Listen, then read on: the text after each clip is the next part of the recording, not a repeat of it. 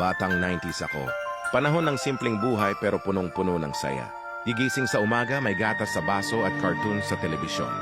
Hindi kailangan ng wifi, basta may text, pogs, at Jolen, kumpleto na ang araw namin. Laro sa labas ang mundo namin. Tumbang preso, patintero, taguan, habulan. Kahit puro sugat ang tuhod, masaya pa rin kasi kasama ang mga kaibigan. Walang cellphone pero lagi kaming magkasama. Walang social media pero marunong kaming makipagkaibigan. Naaalala mo ba yung simpleng ulam? Tuyo, itlog, o sardinas. Pero ang sarap kainin habang nanonood ng batibot o sineskwela. Hating gabi na pero ayaw pang matulog. Kasi wala pang takot sa mundo. At ang problema lang ay pag wala ka ng text bukas. Ngayon, iba na. Mas maraming koneksyon pero mas kaunting damdamin. Mas marami kang kaibigan online pero kakaunti ang tunay. Kaya minsan mapapaisip ka, ang sarap talagang maging bata noon.